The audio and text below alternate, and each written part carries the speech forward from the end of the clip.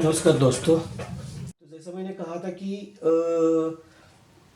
Complain करने से पहले जो जानकारी लेनी है प्रोजेक्ट्स की, अपना जो प्रोजेक्ट है उसको जानकारी हम रेरा के इसमें लेने हैं कि वो प्रोजेक्ट जो डिटेल्स बिल्डर ने दिए वो किस तरह से है, क्या है, सही है क्या नहीं, उसके लिए वो जानकारी कैसे निकाली जाती है। मैं एक तो देखिए ये वेबसाइट जब महारेरा .mahaonline.go.in इस वेबसाइट के ऊपर आप जाओगे तो पूरा वेबसाइट जो है ना मराठी लैंग्वेज में आपको दिखाई देगा। उसको अगर आप अंग्रेजी भाषा में उसको ये चाहते हो तो क्या करना है कि ये यहाँ इस कोने में राइट साइड में इधर लिखा है, देखो इंग्लिश करके, इसके ऊपर अगर आप ये करते हैं आप, तो उसको आप ये करेंगे तो क्लिक करेंगे तो ये पूरा वेबसाइट आपका अंग्रेजी भाषा में इसका कन्वर्शन हो जाएगा।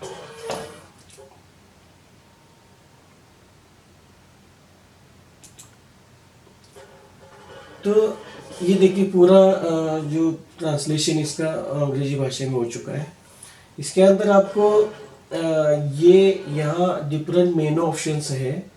ये ऑनलाइन एप्लीकेशन रजिस्ट्रेशन करके ये दो ऑप्शन दिख रहे हैं। जो ऑनलाइन ऑप्शन एप्लीकेशन है ये आपको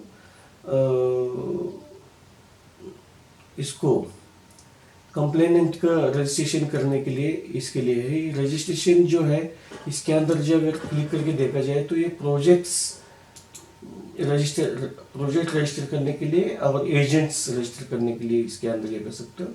ये ऑनलाइन एप्लीकेशन के अंदर जो इंडिविजुअल सिटीजन्स है या जो भी आप रजिस्टर करना चाहते हो, बिल्डर या एजेंट्स, लेकिन ये रजिस्ट्रेशन प्योरली प्रोजेक्ट्स के लिए और रजिस्टर एजेंट के लिए जो है। तो अगर आपको इंफॉर्मेशन प्रोजेक्ट के बारे में देखना है तो इसके अंदर रजिस्ट्रेशन के अंदर ये रजिस्टर्ड प्रोजेक्ट्स करके है, यहाँ आपने क्लिक करना है। इधर देखिए external website that opens in your, ये क्या है कि maharera.mahaonline.go.in ये नॉर्मल वेबसाइट है इसकी, जिसके ऊपर रेरा के बारे में पूरी इंफॉर्मेशन है। लेकिन ये प्रोजेक्ट्स के बारे में रिकॉर्ड रखने के लिए है, जिसका डेटाबेस बनाने के लिए ये महाराष्ट्र दूसरा वेबसाइट जिसके अंदर महारेरा आईटी, जैसे कि इधर maharera.mahaonline है, उसकी जगह maharera.it.mahaonline.go, एक डिफरेंट सर्वर उन्होंने क्रिएट किया है जिसके अंदर ये प्रोजेक्ट्स का इंफॉर्मेशन ही है। तो इसलिए बोल रहा है कि external website that opens in new, मुझे दूसरे वेबसाइट में डाइवर्ट कर रहा है। इसी का महारेरा का दूसरा वेबसाइट है जो महारेरा आईटी करके है, तो उसको हम क्लिक करने से वो आपका चला जाएगा। ये देखिए इसके अंदर ये maharera.it.mahaonline.go करके ओपन हो गया। यहाँ देखिए आपको अगर प्रोजेक्ट की इंफॉर्मेशन लेनी है तो प्रमोटर के ये बारे में, अगर एजेंट किसी एजेंट के खिलाफ आपका तक है, किसी एजेंट ने आपको फंसाया है या उसकी इंफॉर्मेशन लेने आपको, तो एजेंट की इंफॉर्मेशन इसमें मिल जाएगी। लेकिन ये प्रमोटर जो प्रोजेक्ट के बारे में इंफॉर्मेशन लेने तो प्रमोटर के ऊपर आप क्लिक करना है तो ये इधर आ जाएगा ऐसा। इसके अंदर आप ये इंफॉर्मेशन है, यहाँ आप जाकर जैसे महाराष्ट्र में ये 6 डिवीजन है। इसके अंदर पूना डिवीजन में सपोज आपको ढूंढना है, पूना डिवीजन के अंदर सपोज 5-6 डिस्ट्रिक्ट होंगे, तो यहाँ डिस्ट्रिक्ट है जिसके अंदर कोल्हापुर, पुणे, सांगली, सातारा, सोलापुर, पुणे डिस्ट्रिक्ट के अंदर आ जाता है, तो उसको पूना में हम से ये करना है डिस्ट्रिक्ट में। तालुका पुना में कोई भी आपका जो प्रोजेक्ट जिस तालुका, हवेली या खेत, दौंड, डिफरेंट तहसील से उसके अंदर आपने सिलेक्ट करना है। विलेज या लोकेशन जो भी आपका जिस एरिया में आता है, बानेर में इसमें आता है, तो आपको वो विलेज चूज करना है।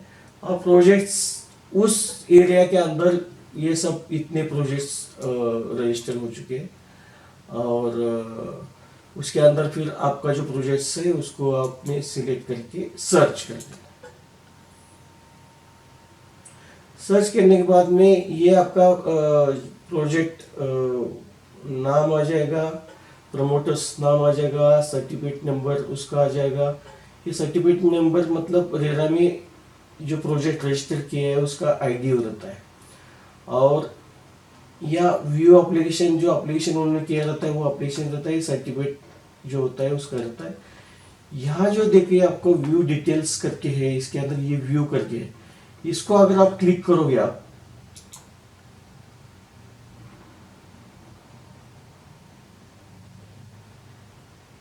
तो ये पूरा इंफॉर्मेशन आपका प्रोजेक्ट उस प्रोजेक्ट के बारे में, ये आपका डेवलपर का नाम आ जाएगा, डेवलपर का एड्रेस आ जाएगा इसके अंदर, ये उसके बाद वो अलग अलग उनके को पार्टनर्स और उसके जो ब्रीफ डिटेल्स है, लिटिगेशन रिलेटेड है, कोई को पार्टनर्स उसमें है क्या, प्रोजेक्ट टाइप कैसा रेजिडेंशियल है।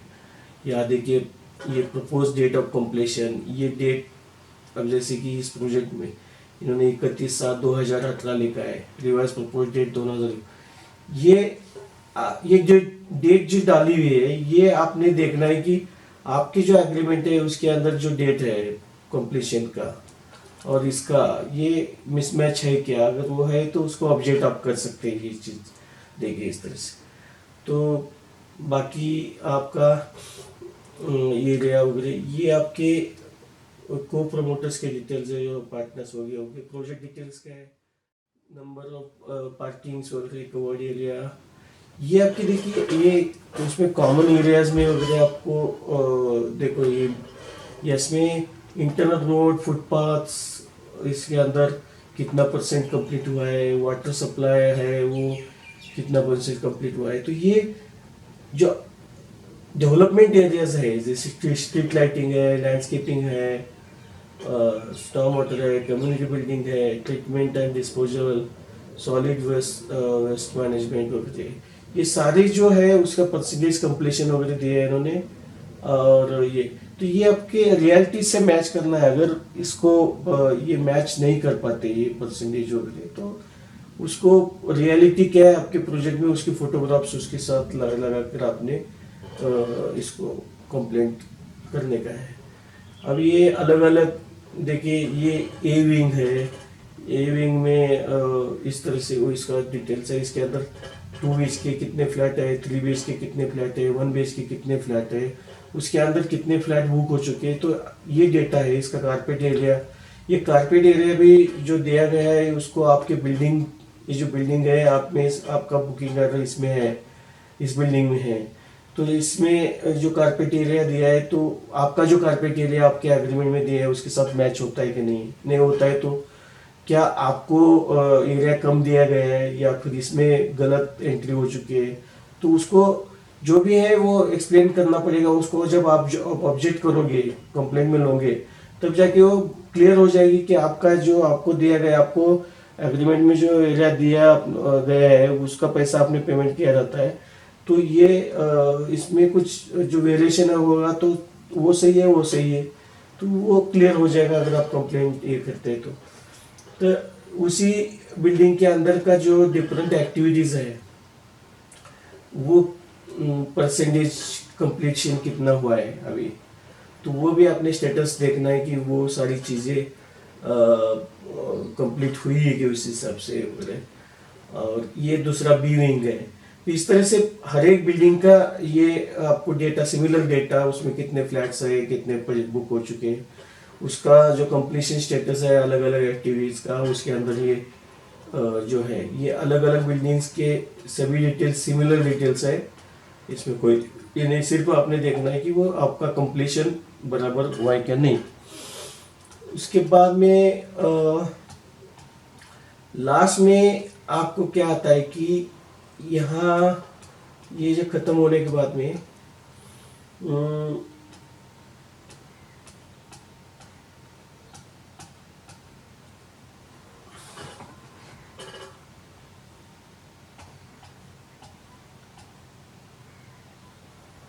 ये देखिए यहाँ इसका ये आर्किटेक्ट कौन है, इसके बारे में, इसका लिटिगेशन डिटेल्स वगैरह कोई है, कोर्ट केसेस वगैरह, और ये अपलोडेड डॉक्यूमेंट्स करके इसके अंदर आता है, डिक्लेरेशन होता है, ये इनकम्बरेंस करके है जिसके अंदर अगर आपके लैंड के ऊपर कोई किसी का इनकम्बरेंस है तो मालूम पड़ जाएगा। टाइटल क्लियर नहीं हो, इनकम्बरेंस होगा तो वो लीगल इशू हो सकता है, बाद में आपको लीगल प्रॉब्लम आपके। ये लीगल टाइटल का रिपोर्ट है इसके अंदर, जो लीगल ओपिनियन लिया जाता है लैंड के बारे में। इसके बाद ये बिल्डिंग प्लान अप्रूवल करके जाता है। ये अगर आपने इसको इधर व्यू, ये जो अपलोडेड डॉक्यूमेंट व्यू करके जाता है, इसको अगर आप देख लो तो ये आपको मालूम पड़ेगा कि ये बिल्डिंग अप्रूवल में टाउन प्लानिंग अथॉरिटीज या पीएमआरडी या फिर जिन्होंने क्या क्या कंडीशन डाली है बिल्डर को प्रोजेक्ट खत्म करने के लिए। तो ये सारी डिटेल्स, इसके क्लॉजेस वगैरह ध्यान से उसका अगर पढ़ोगे, क्या क्या उसने करना है, क्या करना है। अब मान लीजिए आपको मैं एग्जांपल के तौर पर अगर बताऊँ इसमें, तो नकाशानियान, देखिए अभी इधर देखिए, यहाँ आप देखिए ये 21 नंबर का पॉइंट है, इसमें लिखा है सौर ऊर्जेवर पाणी तापवण्यासाठी यंत्रणा अर्जदार आणि इमारतीचे वापरापूर्वी स्वखर्चाने करावीच आहे।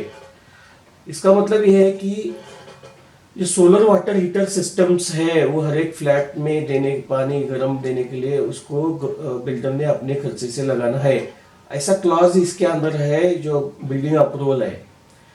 कई बार क्या होता है कि जैसे मैंने पिछले वीडियो में बताया था कि ये महाराष्ट्र गवर्नमेंट ने कंपलसरी किया था कि सोलर वाटर हर एक प्रोजेक्ट में लगना है, लेकिन ये कुछ साल पहले लगा था। तो जब भी बिल्डर को कोई ना कोई पूछते थे तो बिल्डर कहता था नहीं, ये हमारी परमिशन जब मिला था तब उसमें नहीं था, अप्रूवल नहीं मिला था तब, इसलिए वो हम नहीं करके देंगे, इस तरह के कोई रीजंस आते थे। तो ये आपने देखना है कि इसके अंदर ये सोलर वाटर हीटर उसने लगाना है कि नहीं, रेन वाटर हार्वेस्टिंग का क्या है, वेस्ट वाटर ट्रीटमेंट की क्या व्यवस्था है, फायर का, ये सारी चीज़ें इसमें बिल्डिंग अप्रूवल में दिए रहती है। उसकी हिसाब से आपके इसमें काम हुआ है कि नहीं, ये आपने इसमें देखना है। ये पूरा बिल्डिंग अप्रूवल जो है ना, इसका उसी के लिए स्टडी करना है आपने। उसके बाद क्या है कि नेक्स्ट है कि proforma allotment letter and agreement for cell.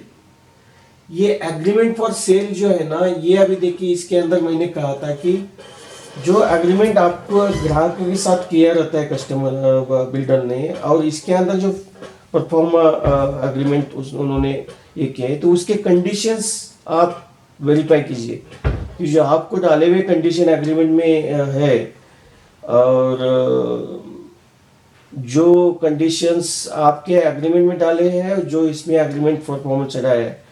क्योंकि मिसलीड करने का कोशिश बिल्डर क्या है कि कई साल पहले उनको पता भी नहीं था कि अब रेरा में जाके फंसेंगे, तब जाके कई क्लॉजेस होते थे, वो लीगली सस्टेनेबल क्लॉजेस नहीं रहते थे, वो डाल देते थे एग्रीमेंट में बिल्डर। मैंने पिछले वीडियो में बताया था आपको एग्जांपल कि जो डिफेक्ट लायबिलिटी पीरियड है, जो एग्रीमेंट में, एक्चुअल एग्रीमेंट में 1 साल डाला हुआ है, और रेरा में जो अभी ये परफॉर्मा एग्रीमेंट चढ़ा है उसके अंदर वो 5 साल लिखा हुआ है। तो कई और चीज़ें हैं जो डिले पेमेंट, अगर कस्टमर ने डिले किया तो 21% इंटरेस्ट लागू हो जाएगा, अगर बिल्डर की तरफ से डिले हो जाएगा तो 8%, 9%, इस तरह के क्लॉजेस आपको मिलेंगे। तो ये जब परफॉर्मा अलॉटमेंट लेटर को लीगल एग्रीमेंट सेल इसमें डाला जाता है, तो वो लीगली सस्टेनेबल क्लॉजेस ये करके डाले हुए हैं। उसमें वेरिएशन जो है उसके अगेंस्ट आप ये भी रेरा के संज्ञान में आप डाल सकते हैं कि ये देखिए अब एग्रीमेंट में भी इस तरह के वेरिएशन है, तो रेरा उसको कॉग्नाइजेंस ले सकता है। तो ये आप पढ़ लीजिए, उसकी क्लॉज वाइज उसको कंपेयर कर दीजिए, वो इम्पोर्टेंट है। इसके बाद नेक्स्ट है कॉपी ऑफ लेआउट अप्रूवल। यहाँ व्यू करके आप उसका लेआउट देख सकते हैं। जिसके अंदर आपके क्या अम्यूनिटीज है, रोड्स है, कैसे क्या होने वाला आपको इसमें मिल जाएगा। और ये आपका बिल्डिंग लेआउट वगैरह इसके अंदर आपको लास्ट मिल जाएगा। कमिटमेंट सर्टिफिकेट देखिए यहाँ अपलोड नहीं किया है। इसका कारण ये हो सकता है कि इसके अंदर जो ऊपर टॉप में जो कंप्लीशन डेट डाला हुआ है, अगर इसको मान लीजिए ये अगर इसका कमेंसमेंट सर्टिफिकेट 2010 का 2011 का है और इन्होंने अगर कंप्लीशन डेट 2018 का दिया है, तो वो कुछ अटपटा लगेगा। इसका जवाब नहीं दिया। ये इसका ये भी रीजन हो सकता है कि ये कमिटमेंट सर्टिफिकेट, क्योंकि कमिटमेंट सर्टिफिकेट अपलोड नहीं करने का कोई मतलब नहीं। वही एक रीजन हो सकता है कि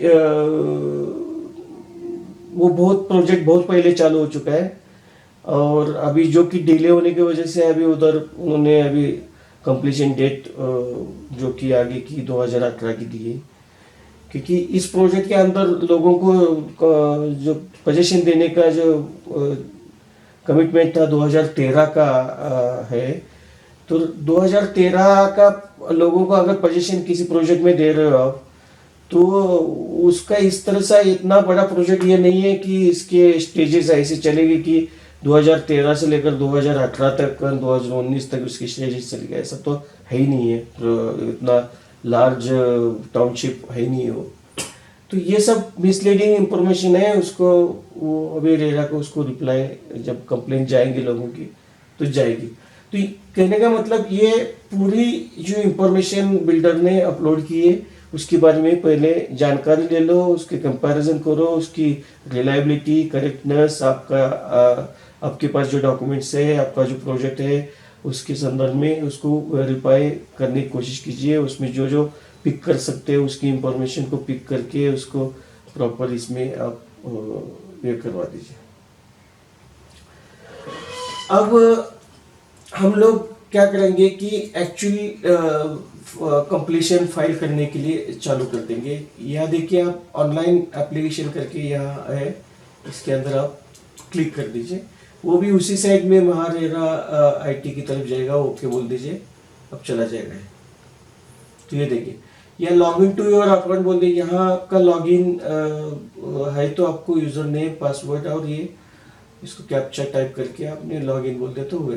अदरवाइज क्या करना है, यहाँ न्यू रजिस्ट्रेशन करके है, यह न्यू रजिस्ट्रेशन पर अगर क्लिक कर दिया तो यहाँ यूजर टाइप अगर प्रमोटर है, रियल एस्टेट एजेंट है या कंप्लेनेंट, ये तीनों से कौन है। तो आप अगर कंप्लेनेंट है तो कंप्लेनेंट को आप क्लिक कर दीजिए। कंप्लेनेंट करके यूजर नेम, पासवर्ड कंफर्म, ये आईडी और ये कैप्चा करके क्रिएट यूजर बोल दीजिए।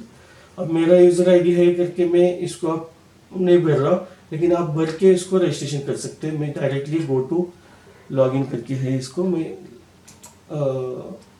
लॉगिन की तरफ जाऊंगा। यहाँ मैं अभी इसको क्या करूँगा कि मेरा यूजर आईडी वगैरह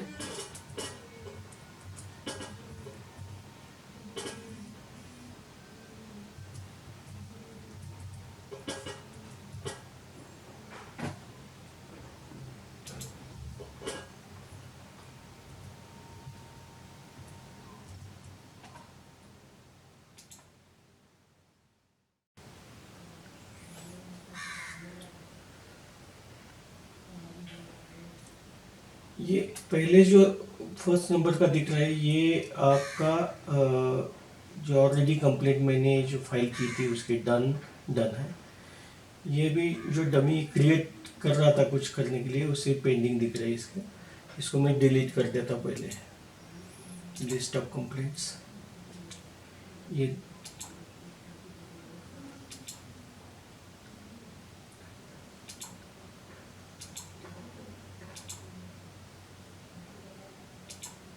तो ये पहला फर्स्ट कंप्लेंट मेरा रजिस्टर हुआ था, वो सबमिट हो चुका है, उसमें कोई चेंजेस नहीं कर सकता। अब आप इस तरह से देखिए, यहाँ आपका कंप्लेंट डिटेल्स करके है, इसमें जाकर आपने ऐड न्यू कंप्लेंट्स करके इसके ऊपर क्लिक कर दो। तो ये कंप्लेंट का डाटा आपका फाइल करने का शीट ओपन हो जाता है।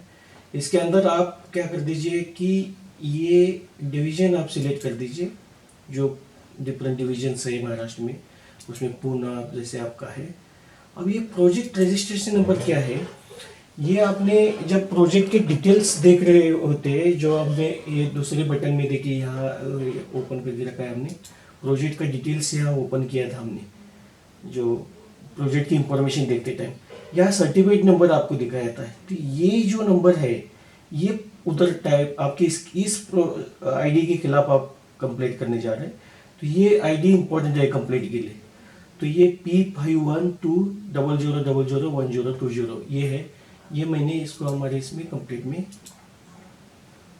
क्या नंबर है इसका, P5120001020।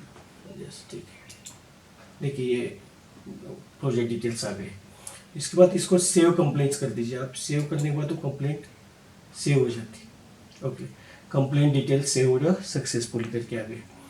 ओके, यहाँ आपने क्या करना है कि ये आपका ये कंप्लेंट नंबर जनरेट हो गया, देखिए CC005 इतना नंबर 26 करके है। तो ये इस प्रोजेक्ट के अंदर अगेंस्ट ये कंप्लेंट नंबर 2600 आपका कंप्लेंट नंबर है आपका। कंप्लेंट डिटेल्स आपने फिल करने, तो आपका कंप्लेंट नेम वगैरह यहाँ आप टाइप करवा दीजिए।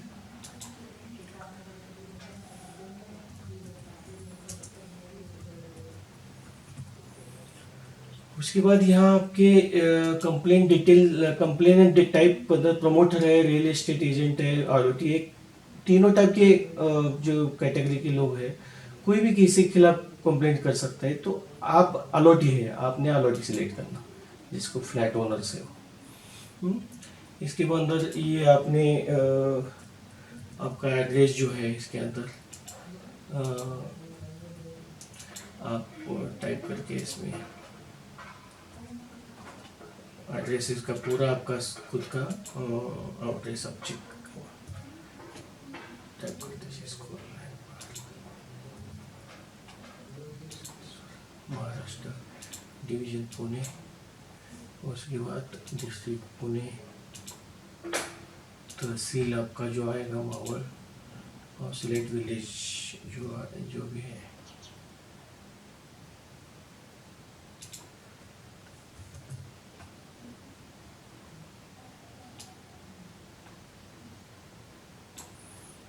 वडगांव करके अपने पिन कोड आपका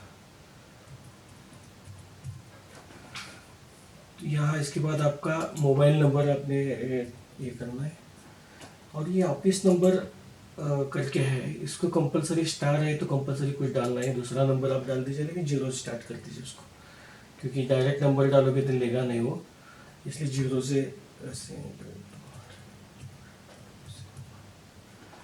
ईमेल आईडी आपका इसमें दिखा दीजिए, और सेव कंप्लेंट कर दीजिए आप इसको। ये आपकी पूरा एड्रेस और नॉर्मल इंफॉर्मेशन सेव हो गया, आपका डाटा सेव कर दीजिए।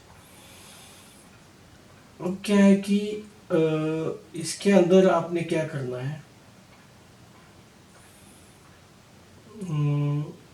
ये आ गए, इसमें आपने क्या करना है, नेक्स्ट जाना है इसमें, यहाँ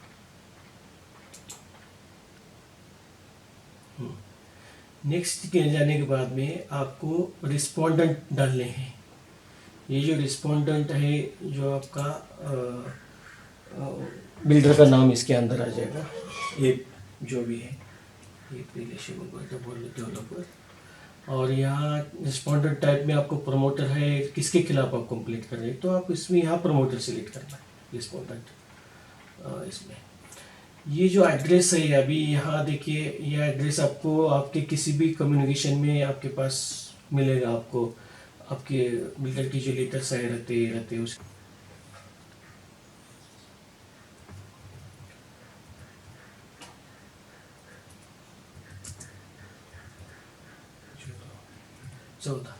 ये इसका बिल्डर का पूरा एड्रेस वगैरह टाइप करने के बाद इसको सेव रिस्पोंडेंट करके लेता हूँ।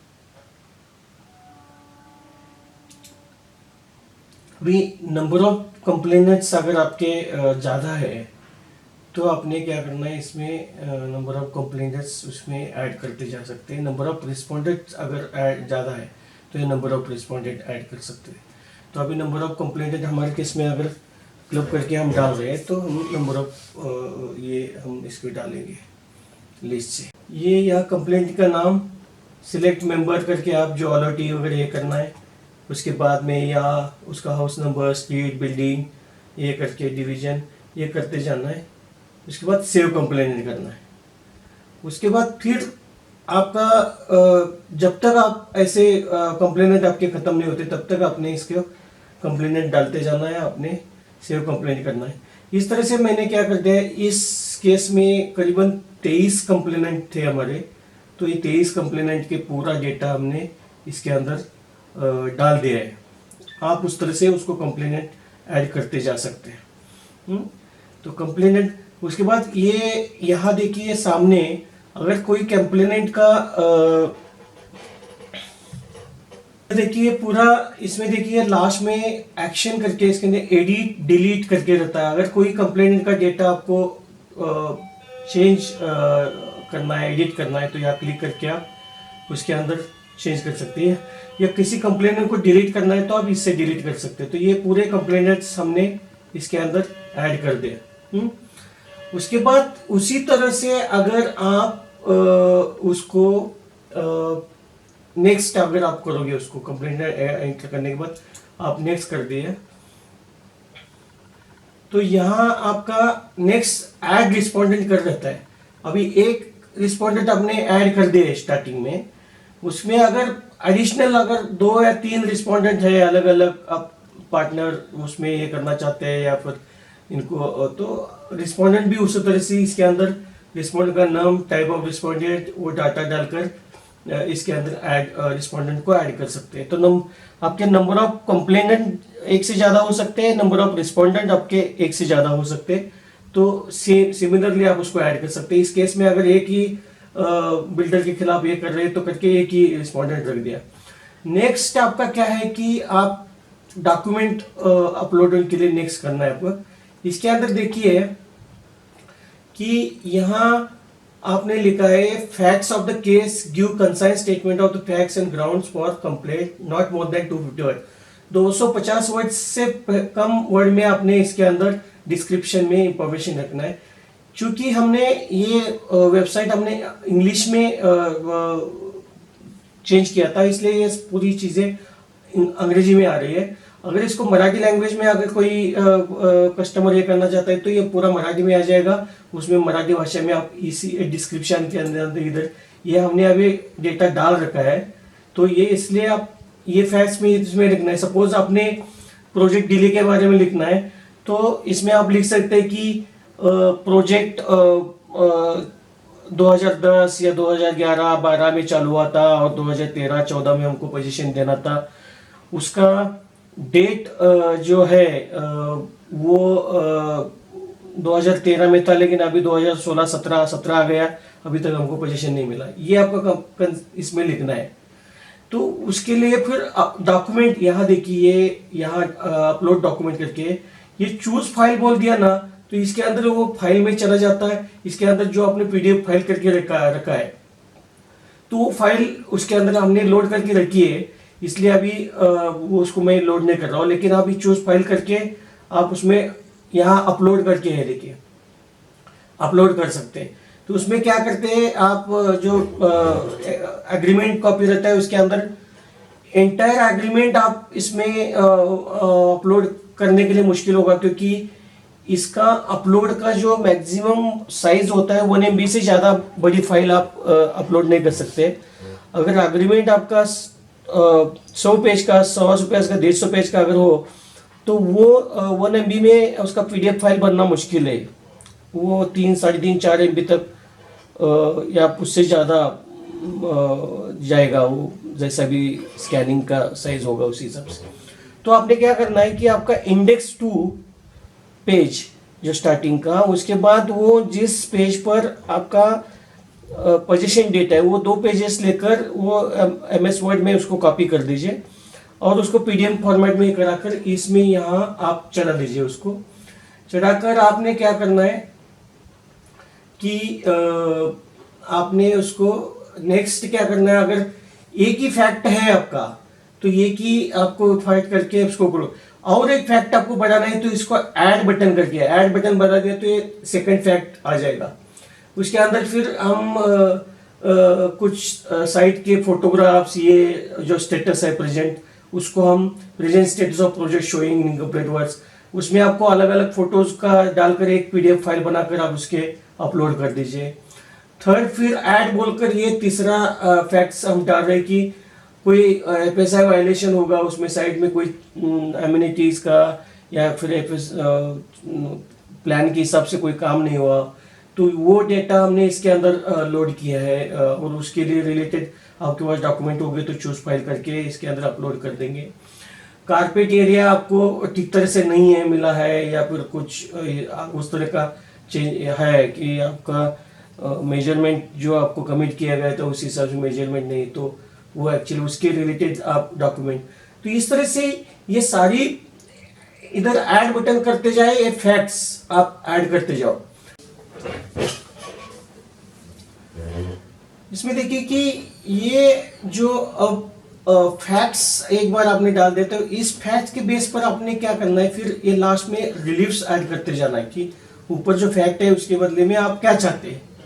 तो ये 8वें नंबर पर, 7 नंबर तक तो मेरे फैक्ट्स आ गए, 8वें नंबर पर हम रिलीफ मांगना शुरू कर देंगे। इसमें क्या है कि प्रोजेक्ट डिले हो चुका है और इसमें हम क्या करना है, कॉम्पेंसेशन शीट कैलकुलेट करके इसमें एक्सेल शीट में पीडीएफ बनाकर इसके अंदर आप चूज फाइल करके इसमें कॉम्पेंसेशन आप ऐड करवा दीजिए। नेक्स्ट रिलीफ क्या मांगा है कि हम बिल्डिंग परमिशन के हिसाब से सोलर वाटर हीटिंग सिस्टम लगाना है, लेकिन बिल्डर लगाने से मना कर रहे हैं, तो उसके लिए हम फोर्स रेरा की तरफ से ऑर्डर लाना चाहते हैं कि वो सोलर हीटर सिस्टम लगाए। जो बिल्डिंग परमिशन लोड किया है, अपलोड किया है बिल्डर ने, उसमें से एक्सट्रैक्ट कॉपी निकाल कर पीडीएफ इसमें फॉर्मेट में अपलोड कर दीजिए। थर्ड हमने क्या कर दिया कि वाटर सप्लाई आपका, अगर पानी पीने का पानी आपको दिया नहीं है, वही से कोई बोर का पानी वगैरह दिया गया है जिसका क्वालिटी हार्ड होने की वजह से आपके इवन आरओ यूनिट भी बिल्डर ने दिया हो तो वो हार्ड होने की वजह से वाटर या क्वालिटी खराब होने से आरओ यूनिट बार बार मेंटेनेंस करके आपको कॉस्टली पड़ रहा है, और उसकी गारंटी भी नहीं कि आप पानी जो पी रहा है पोर्टेबल है या नहीं है। उसकी वजह से आप चाहते हैं कि इधर लोकल अथॉरिटी से पानी वाटर सप्लाई, अगर ये सिटी के बाहर में कई जगह बहुत सारी तकलीफ आती है कि कारपोरेशन का या फिर लोकल बॉडीज का सप्लाई नहीं मिलता, तो कुछ तो व्यवस्था कर लेते हैं बिल्डर्स। और वो ये अगर वो आप उससे सेटिस्फाइड नहीं है, आप अच्छा पोर्टेबल वाटर चाहते हैं, तो आप उसको बिल्डर को फोर्स कर सकते हैं कि वाटर फैसिलिटी करे, अथवा साइट में जो बोरिंग्स है उसको वाटर ट्रीटमेंट प्लांट लगाकर आप उसको अच्छा पोर्टेबल वाटर, आपका अधिकार बनता है वो मिले आपको। तो वो आप उसके लिए जो सपोर्टिंग डॉक्यूमेंट है उसको ये कर सकते हैं। एफएसआई वायलेशन, अगर आप नेक्स्ट रिलीफ है कि जो हमने फैक्ट ऊपर बताया कि कुछ जो आपके हिसाब से नहीं हुआ है, या फिर कोई भी आपको लग रहा है कि बिल्डिंग सैंक्शन लेआउट के हिसाब से कंस्ट्रक्शन नहीं हुआ है, कुछ गलत किया है, तो उसको आप उसके फोटोग्राफ्स या कुछ लगाकर इसमें आप उसको लिख सकते हैं। इसमें क्या है कि अगर सपोज कोई नेक्स्ट आपने स्विमिंग पूल वगैरह आपको एग्री किया गया है एग्रीमेंट में, वो अगर वो कंस्ट्रक्ट नहीं कर रहा है साइट में वगैरह, वो कोशिश कर रहा है अगर ये करे, तो उसके लिए आप उसकी रिलीफ मांग सकते हैं कि वो कंस्ट्रक्शन करके दे। उसके लिए एग्रीमेंट का जो एक्सट्रैक्ट कॉपी है जिसके अंदर आपको बताया गया है, तो उसको ऐड कर सकते हैं आप। नेक्स्ट लास्ट में क्या है कि ये रिलीफ जब खत्म होने के बाद लास्ट में आपको इंटरिम ऑर्डर रहता है। Interim order he prayer for pending, अगर ये हेयरिंग चालू हो जाएगा 2-3 महीने के लिए, 2-2.5 महीने के लिए, उसके बीच में अगर वो उसका ऑर्डर आने तक आप वेट नहीं करना चाहते, कोई अगर रेरा से इमीडिएट ऑर्डर चाहते हैं, वो इस कॉलम में डालना है। तो इसमें हमने क्या डाल सकते हैं कि जैसे कि मान लीजिए हम अगर चाहते हैं कि अगर 50% से ज़्यादा अगर फ्लैट बुक हो चुके हैं तो बिल्डर ने कंपलसरी सोसाइटी बनाना है, और सोसाइटी बनाकर वो जो मेंटेनेंस जो कलेक्ट होगा वो सोसाइटी के नाम से अकाउंट में जमा होना चाहिए। दूसरा, ये जरूरी नहीं कि सोसाइटी बनाने के लिए जरूरी नहीं कि प्रोजेक्ट कंप्लीट होना, ये मिथ है, ये गलत इंफॉर्मेशन फैली है कि किसी प्रोजेक्ट में अगर 50% से भी ज़्यादा फ्लैट बुक हो चुके हैं और प्रोजेक्ट कंप्लीट भी नहीं हुआ है, तब भी वो बिल्डर ने उसकी सोसाइटी बनाना है 3 महीने के अंदर। जिस वक्त अभी 50% बुकिंग होते हैं उसके बाद में 3 महीने के अंदर उसने सोसाइटी बनाना है। लास्ट में जो मेंटेनेंस कलेक्ट होता है लोगों से, वो सोसाइटी के इसमें ये करना है उसको अकाउंट में। बिल्डर उसमें क्या है कि बिल्डर के पास भी कई फ्लैट अगर रहते हैं अनसोल्ड रहने की वजह से, बिल्डर भी खुद उस सोसाइटी का मेंबर रहेगा, और सारे मेंबर्स मिलाकर जो कमेटी बनाएगी वो पूरा आगे मेंटेनेंस एक्सपेंसेस वगैरह उसको करेगी। तो अगर आपकी केस में अगर सोसाइटी बनी नहीं है तो आप फोर्स कर सकते हैं इंट्रीम ऑर्डर की, इमीडिएटली आप सोसाइटी बनाए रखकर वो मेंटेनेंस चार्ज जो कलेक्ट किया लोगों से वो सोसाइटी के अकाउंट में ट्रांसफ़र करें। और उसको तो वो इंट्रीम ऑर्डर इमीडिएट चाहते हैं, तो मैंने वो रिलीफ के बजाय वो इंट्रीम ऑर्डर के अंदर आप उसको डाल सकते हैं। और वो उसका जो ये है एक्ट है, वो एक्ट आप उसमें लेकर जैसे कि मैं बताता हूँ कि वो एक्ट क्या हो सकता है। तो ये देखिए,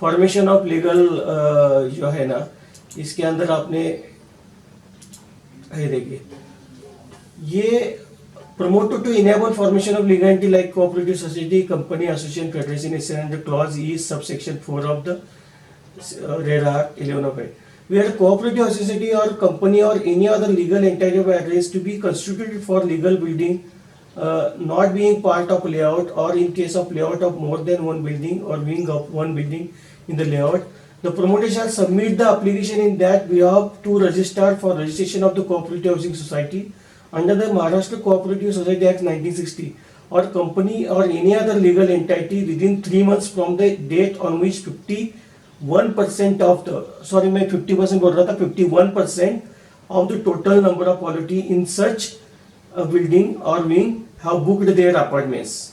ये क्लॉज है अंदर एक्ट की, उसमें 50%, 51% से ज़्यादा अगर बुकिंग हो चुका है तो उसने सोसाइटी बन, यही एक्ट की कॉपी है ना, उसको पीडीएफ फॉर्मेट में आपने क्या करना है, उसको यहाँ उसको अपलोड करके उसमें ये करना है। ये सारा होने के बाद, डॉक्यूमेंट अपलोड करने के बाद आपने प्रॉपर कंप्लेंट का, उसके बाद आपने नेक्स्ट ये करना है।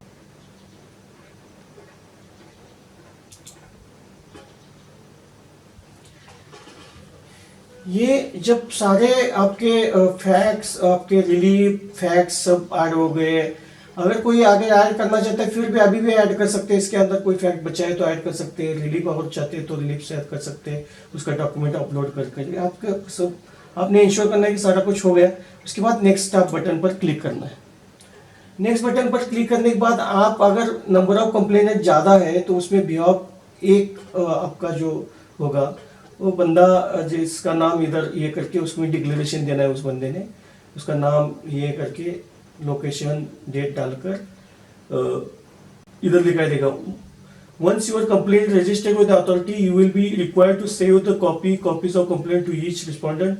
Individual through RPAD, registered post acknowledgement due, speed post, and submit hard copies of complaint in their sets to be authority along with declaration of service to respondent authority along with declaration of service to there. You will receive further instruction from email for the same. ये इसके बारे में आपको ये मैंने जैसे पिछले video में बताया था प्रोसेस में कि ये डॉक्यूमेंट पूरे आपको अथॉरिटीज को हार्ड कॉपी में सबमिट करना रहता है। ये सब होने के बाद आपने इसको सेव करना है, तो आपका पूरा डाटा सेव हो गया। उसके बाद नेक्स्ट आपने क्या करना है, सीधा पेमेंट या लेफ्ट साइड में देखिए इधर पेमेंट सेक्शन में चले जाना।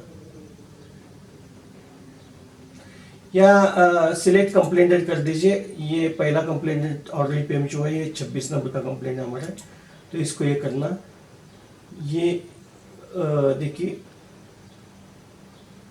इसके बाद में deadline for submit hard copies, payment date, ये देखिए पूरा डिटेल्स आ गया। इसके अंदर है ये कंप्लेनेंट नेम आ गए, ये सारे कंप्लेनेंट नेम इधर इतने आ गए पूरे।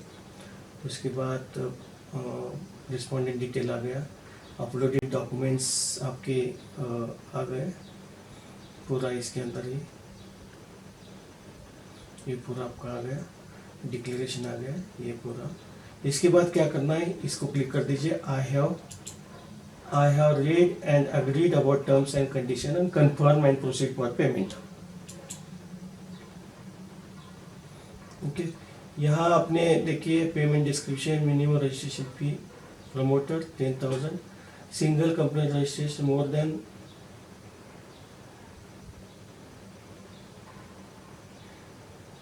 सिंगल अपने को 5,000 रुपये अपने करना है। ये 5,059 समथिंग आ गए, GST SGST। मेक पेमेंट करके आपको ये पेमेंट अपने करना है, मेक पेमेंट।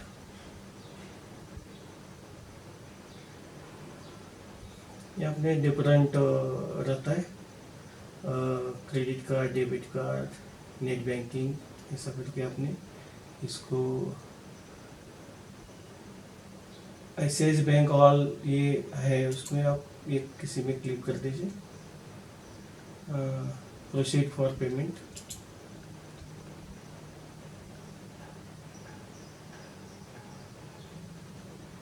तो अपने सपोज नेट बैंकिंग से करना चाहते हैं, यहाँ कोई आपका बैंक सिलेक्ट कर दीजिए।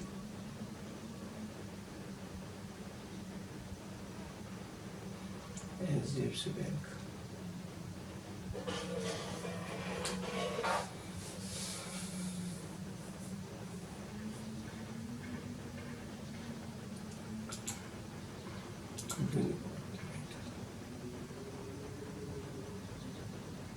कंफर्म।